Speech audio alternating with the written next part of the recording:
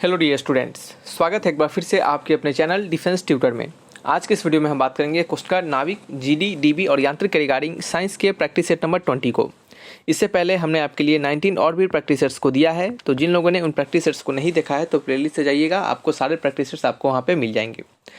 तो चलिए बढ़ते हैं इस वीडियोज़ की ओर। और आपको बता दें कि इन सभी वीडियोस के पीडीएफ के रिगार्डिंग हमने आपके लिए 89 रुपीज़ का बैचेस प्लान किया है। तो जो भी स्टूडेंट अभी तक इस बैचेस को नहीं लिए हैं तो आप सभी स्टूडेंट जरूर इस बैच को लें, क्योंकि आपको इस बैचेस के लेने से बहुत सारे प्रॉफिट है।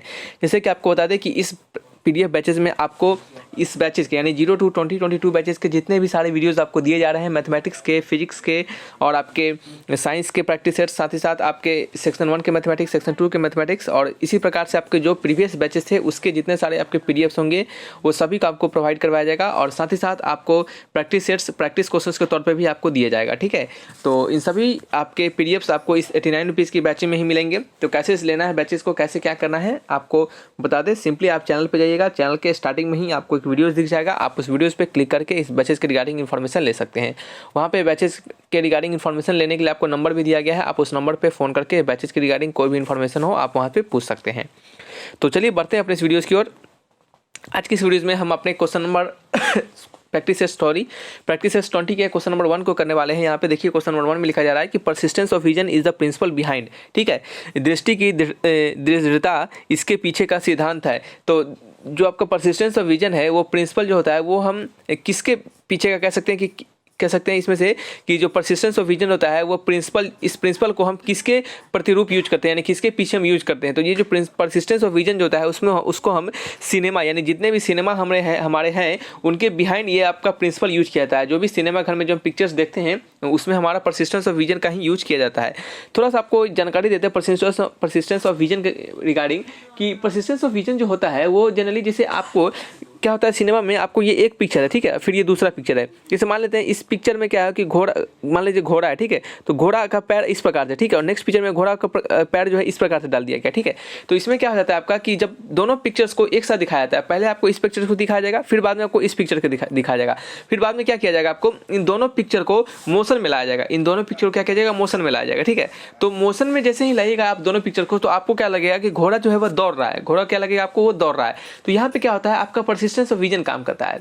कहा जाता है कि जो आपका इमेज होता है यानी किसी भी ऑब्जेक्ट को देखें अगर आप, उस ऑब्जेक्ट का इमेज आपके आंख के अंदर 1/16 ऑफ सेकेंड या फिर 1/25 इसी के आसपास रहता है। अभी हमें ध्यान नहीं है, शायद 1/16 होता है। ठीक है, तो 1/16 ऑफ सेकेंड जो क्या होता है वो आपका जो पुरानी इमेज का फ्रेम जो होता है वो आपके दिमाग में बसा रहता है। तो इसी 1/16 ऑफ आपके सेकेंड्स के अंदर यदि दूसरे इमेज को लगा दिया जाए तो हमें क्या लगेगा कि वो इमेज जो है हमारा मोशन में है। ठीक है, तो यही परसिस्टेंस ऑफ विजन का प्रिंसिपल होता है आपका। ठीक है, और इसी प्रिंसिपल जो होता है आपके सिनेमा जितने भी है उसके बिहाइंड यानी उसके पीछे यही प्रिंसिपल छुपा हुआ है। उसी प्रिंसिपल पे हमारे सिनेमा में जो हमें पिक्चर्स दिखाए जाते थे वो पहले वो काम करते थे। हालांकि अभी तो बहुत मॉडर्न हो चुका है, लेकिन पहले इस समय में इसी तरह से किया जाता था। ठीक है, तो इसका आंसर क्या हो जाएगा, ऑप्शन नंबर सी यानी सिनेमा में। ठीक है, तो नेक्स्ट आपका क्वेश्चन नंबर 2 क्वेश्चन में क्या लिखा जा रहा है, तो नंबर 2 में लिखा जा रहा है कि in a nuclear reactor one of the following is used as fuel. Nuclear reactor में इनमें से किसको हम फ्यूल के रूप में यूज करते हैं। ठीक है, तो न्यूक्लियर रिएक्टर में इनमें से हम यूरेनियम को हम फ्यूल के रूप में यूज करते हैं। तो इसका आंसर हो जाता है option number 2 is the right answer. ठीक है, तो यूरेनियम जो होता है आपको, यूरेनियम को हम फ्यूल के तौर पे यूज करते हैं। तो इसका आंसर हो जाता है हमारा ऑप्शन नंबर 2 यानी न्यूक्लियर रिएक्टर में हम यूरेनियम को क्या करते हैं, फ्यूल के तौर पे यूज करते हैं। नेक्स्ट आपका नंबर थर्ड क्वेश्चन में लिखा जा रहा है कि the density of liquid when heated. कहा जा रहा है कि यदि अगर लिक्विड को क्या करते हैं हम हीट कर देते हैं, लिक्विड को अगर हीट करते हैं तो उसका डेंसिटी क्या हो जाता है बताइए एक बार। ठीक है, तो जो डेंसिटी होता है आपका किसी भी लिक्विड का, यदि उस लिक्विड को हीट करते हैं तो क्या हो जाता है हमारा, तो डेंसिटी हमारा डिक्रीज कर जाता है। तो आंसर होता है हमारा ऑप्शन नंबर 1। सिंपल सी बात है, आप थोड़ा सा अगर सोचिए तो डेंसिटी अगर टेम्परेचर बढ़ाने से क्या होता है, हमारा जो मॉलिक्यूल होता है उसके अंदर मोशन बढ़ जाता है, मॉलिक्यूल के अंदर काइनेटिक मोशन बढ़ जाता है, काइनेटिक एनर्जी उसके अंदर बढ़ जाता है। तो काइनेटिक एनर्जी बढ़ जाएगा तो मॉलिक्यूल क्या होगा, दूर जाएगा। जब दूर जाएगा तो घनत्व कम होगा, डेंसिटी कम होगा, तो डेंसिटी क्या होगा, डिक्रीज हो जाएगा। तो आंसर होगा ऑप्शन नंबर 1। इसका और भी रीजन है, लेकिन सिंपल सा आपको रीजन हमने आपको समझाने के तौर पर बताया है, आप उसको याद करके रख सकते हैं। ठीक है, नेक्स्ट का है नंबर 4 क्वेश्चन। नंबर 4 में लिखा जा रहा है कि the nature of fuse wire. Fuse wire का नेचर कैसा होता है, फ्यूज वायर का नेचर कैसा होता है। तो फ्यूज वायर का नेचर कैसा होता है, high resistance and low melting point. High resistance and low melting point यानी उच्च प्रतिरोध और कम गलनाक, यानी कहने मतलब जल्दी से गल जाए। अब देखिएगा सिंपल सी बात है कि अगर आपका मेल्टिंग पॉइंट यानी फ्यूज वायर का अगर लो रेसिस्टेंस होगा, क्या होगा, लो रेसिस्टेंस होगा, तो क्या करेगा, लो रेसिस्टेंस होगा तो नॉर्मल सा भी मतलब कह सकते हैं कि कोई भी करंट अगर उसको देते हैं, अगर उसका क्या होगा, कम रेसिस्टेंस होगा, देखिए कम रेजिस्टेंस होगा तो क्या करेगा, वो जल्दी से ज़्यादा करंट आपको अंदर आपके फ्लो करवा देगा, जिससे कि क्या होगा, आपके अप्लायंसेस को प्रॉब्लम हो सकता है। ठीक है, दूसरा रीजन है कि आपका लो मेल्टिंग पॉइंट होना चाहिए। लो मेल्टिंग पॉइंट क्यों होना चाहिए, तो सिंपल बात है कि यदि आपका उसका हाई मेल्टिंग पॉइंट होगा और ज़्यादा करंट उसके अंदर चला गया, यदि आपका हाई मेल्टिंग पॉइंट होगा और ज़्यादा करंट चला गया उसके अंदर, तो एक तो हाई रेजिस्टेंस के कारण उस करंट को तो प्रतिरोध करेगा ही करेगा, लेकिन क्या होगा, अगर आपका हाई मेल्टिंग पॉइंट अगर हो जाता है तो उस कंडीशन में क्या होता है कि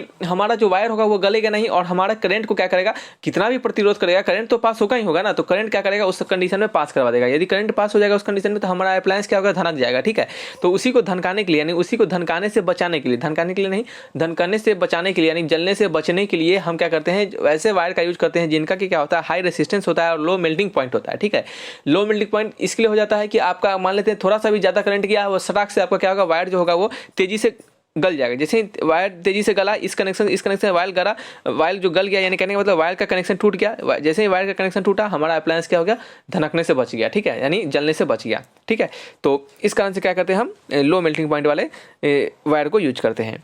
नेक्स्ट आपका है नंबर फिफ्थ में लिखा जा रहा है कि in railway track 2 rails are joint in to end with a gap in between them because, कहा जा रहा है कि एक रेलवे ट्रैक में 2 रेल के बीच में अंतराल के साथ अंत से अंत तक जुड़ा जाता है, क्योंकि देखिए आपने देखा होगा कि 2 रेल को जब जोड़ा जाता है बगल बगल में पटरी को, तो उसके बीच में गैप छोड़ा जाता है। तो उसके बीच में गैप क्यों छोड़ा जाता है, तो उसके बीच में गैप हम इसके लिए छोड़ते हैं क्योंकि अगर जब भी आपको पता होगा कि कोई भी जो मेटल होता है उसका एक्सपेंशन होने का प्रॉपर्टी होता है, यानी मेटल जो होता है वो एक्सपैंड करता है।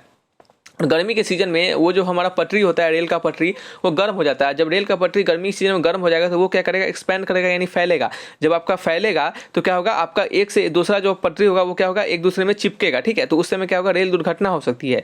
सो इस कारण से क्या होता है, accident due to expansion in summer can be avoided, यानी समर में, यानी आपके गर्मी के समय जो एक्सीडेंट होता है उसको अवॉइड करने के लिए बीच में गैप दिया जाता है, ताकि थोड़ा सा अगर फैल भी जाएगा तभी क्या करेगा, वो अपना कह सकते हैं कि आप समझ सकते हैं कि वो अपना लेवल मेंटेन करके रखेगा, यानी थोड़ा सा बीच में गैप रहेगा तो फैलेगा, तो फिर भी बीच में गैप रहेगा तो ट्रेन का जो पहिया होगा उसको क्या मिलेगा, अच्छे से जगह मिलेगा उसमें से ट्रैवल होने के लिए। ठीक है, तो इस कारण से ऐसा होता है।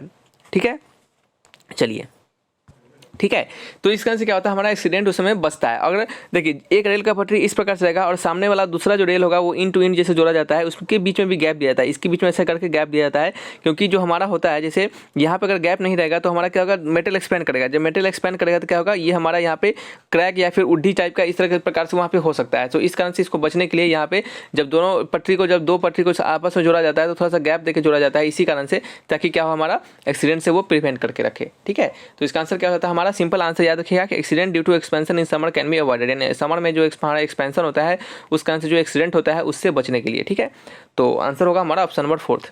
नेक्स्ट नंबर 6 क्वेश्चन में लिखा जा रहा है कि refrigeration is a process which, ठीक है, रेफ्रिजरेशन क्या होता है, हमारा एक प्रोसेस होता है जो कि, ठीक है, जो कि क्या करता है, slow down the bacterial growth, यानी बैक्टीरियल ग्रोथ को क्या करता है, स्लो कर देता है। वो मारता नहीं है, क्या करता है, वो स्लो कर देता है। और इसी बैक्टीरियल ग्रोथ को स्लो होने के कारण जो हमारा जो भी फूड होता है, हमारा फूड क्या होता है, प्रिजर्व रहता है। जैसे हम किसी भी खाना को क्या करते हैं, फ्रिज में रख देते हैं, तो ऐसा नहीं कि वो हमें बचाता है, वो क्या करता है, बैक्टीरियल ग्रोथ होने से, नॉर्मली अगर आउटर टेम्परेचर यानी एटमॉस्फेरिक टेम्परेचर पर रखते हैं तो क्या होता है, हमारा जल्दी से उसमें बैक्टीरिया ग्रोथ हो जाते हैं, क्योंकि हाई टेम्परेचर पर बैक्टीरिया जो होता है वो जल्दी जल्दी आपका उत्पन्न होता है। लेकिन जब टेम्परेचर लो होता है उस समय बैक्टीरिया क्या होता है, आपके मर जाते हैं और वहाँ पे ज़्यादा बैक्टीरिया ग्रोथ नहीं कर पाता है। तब भी बैक्टीरिया तो ग्रोथ होता ही है, लेकिन बहुत लेस होता है, बहुत कम होता है। सो इस कारण से क्या होता है, हमारा फूड बच जाता है। यदि आप फूड को फ्रिज में रख के बहुत दिन तक छोड़ देंगे तभी वो खराब हो जाएगा। लेकिन क्यों खराब हो जाएगा, क्योंकि समय के साथ साथ बैक्टीरिया क्या होगा, ग्रोथ होते होते ज़्यादा हो जाएगा। ठीक है, तो उस कंडीशन में खराब हो जाएगा। नहीं तो आप 1 सप्ताह 2 सप्ताह के लिए रख देते हैं तभी आपका इवन आपका बहुत सारे फूड जो कि मंथ तक टिक जाते हैं तभी वो खराब नहीं होता है। तो यही कारण होता है कि बैक्टीरियल ग्रोथ क्या करता है, वो लेस कर देता है। तो आज का आंसर होगा ऑप्शन नंबर 2। नेक्स्ट नंबर होगा 7th नंबर 7th क्वेश्चन का लिखा जा रहा है कि ट्रांसफार्मर, ठीक है, ट्रांसफार्मर के बारे में पूछा जा रहा है कि ट्रांसफार्मर जो होगा क्या होगा, कन्वर्ट एसी टू डीसी, या फिर इज यूज टू डिक्रीज और इंक्रीज एसी वोल्टेज, या फिर convert AC voltage to DC voltage, या फिर convert electrical energy to mechanical energy. ऐसा कुछ नहीं है, इलेक्ट्रिकल को मैकेनिकल में कन्वर्ट नहीं करता है, तो ये तो हमारा सारी गलत ऑप्शन है। ठीक है, एसी से डीसी कन्वर्ट करने का भी काम नहीं करता है, ना ही डीसी से एसी कन्वर्ट करने का काम करता है। ट्रांसफार्मर का काम होता है करंट को इंक्रीज और डिक्रीज करना। ठीक है, समय के अनुसार जैसा करंट कहा जाए उसके अनुसार उस करंट को देना। ठीक है, करंट को क्या करता है, एसी वोल्टेज को इंक्रीज और डिक्रीज करता है ट्रांसफार्मर। तो हमारा आंसर होगा ऑप्शन नंबर 2। नेक्स्ट आपका है नंबर 8th क्वेश्चन में लिखा जा रहा है कि a material used in the fabrication of transistor is, ठीक है, आपके ट्रांजिस्टर के निर्माण के प्रयुक्त सामग्री होती है, यानी ट्रांजिस्टर के बनाने के लिए हम किस कह सकते हैं कि फैब्रिकेशन यानी किस आपका सामग्री का यूज करते हैं। तो ट्रांजिस्टर को हम बनाने के लिए किसका यूज करते हैं, तो ट्रांजिस्टर को बनाने के लिए हम सेमीकंडक्टर का यूज करते हैं। और इन सभी ऑप्शन में से जो सिलिकॉन होता है वही आपका सेमीकंडक्टर होता है, ठीक है। सिलिकॉन और जर्मेनियम ये दोनों क्या होते हैं, आपके सेमीकंडक्टर होते हैं, ठीक है। तो हालांकि और भी सेमीकंडक्टर होते हैं, लेकिन हमने आपको यहाँ पे 2 बताया है। तो सिलिकॉन क्या होंगे, इसका जो आपका ट्रांजिस्टर होता है वो सिलिकॉन आपके सिलिकॉन से बना होता है, क्योंकि सिलिकॉन जो होते हैं आपके वो सेमीकंडक्टर मटेरियल होते हैं और ट्रांजिस्टर हमेशा सेमीकंडक्टर मटेरियल से ही बनाया जाता है, ठीक है। तो इसका आंसर हो जाता है हमारा ऑप्शन नंबर 3। नेक्स्ट आपका है नंबर 9 में लिखा जा रहा है कि the velocity of sound in air, ठीक है। कहा जा रहा है कि साउंड का जो वेलोसिटी होता है आपका एयर में कैसा होता है, ठीक है। तो ऑप्शंस को पढ़िएगा, decrease with increase in temperature, increase with decrease in temperature, does not depends on temperature, decrease with decrease in temperature, ठीक है। कहने का मतलब है कि जो वेलोसिटी ऑफ साउंड होता है एयर में वो क्या होता है, तो याद रखिएगा जो साउंड का वेलोसिटी होता है एयर में वो क्या होता है, डिक्रीज होता है टेम्परेचर के डिक्रीज होने के कारण। हमेशा याद रखिएगा जो वेलोसिटी होता है आपका साउंड का एयर में वो डायरेक्टली प्रोपोर्शनल होता है टेम्परेचर के, यानी टेम्परेचर आपका यदि बढ़ता है तो वेलोसिटी बढ़ेगा, टेम्परेचर घटेगा तो वेलोसिटी क्या हो जाएगा, घट जाएगा, ठीक है। तो आप इस बात को याद रखिएगा। यहाँ पे एक और बात आप याद रखिएगा ये भी कि जो आपका टेम्परेचर होता है, ये जो आपका स्पीड ऑफ साउंड जो होता है वो आपके सिर्फ टेम्परेचर पे डिपेंड करता है, प्रेशर और डेंसिटी पे डिपेंड नहीं करता है। तो यहाँ पे लिखिएगा वेलोसिटी वेलोसिटी VELOCITY, एक सेकेंड रुक जाइए, ठीक है। हमने यहाँ पे लिख दिया है कि velocity of sound does not depends upon pressure and density, ठीक है। चलिए नेक्स्ट आपका है नंबर 10 में लिखा जा रहा है कि electric current in metal wire is due to flow of, ठीक है। कहा जा रहा है कि इलेक्ट्रिक करंट जो होता है वो मेटल वायर में, यानी आपके विद्युत धारा जो होता है आपके किसी भी धातु के तार में वो फ्लो होता है, किस कारण से, तो सिंपल बात है कि इलेक्ट्रिसिटी जब भी फ्लो होता है due to flow of electrons, यानी इलेक्ट्रॉन्स के कारण ही फ्लो होता है हमारा इलेक्ट्रिसिटी। इलेक्ट्रॉन्स नहीं होगा इलेक्ट्रिसिटी फ्लो नहीं होगा, ठीक है। तो आंसर होगा हमारा ऑप्शन नंबर 1। तो चलिए रखते हैं इस वीडियो को यहीं पे, मिलेंगे नेक्स्ट वीडियोज़ में। और किसी प्रकार का डाउट होगा तो आप कमेंट बॉक्स में लिखकर हमसे जरूर पूछ सकते हैं, ठीक है। तो थैंक्स फॉर वॉचिंग वीडियो, तब तक के लिए बाय बाय।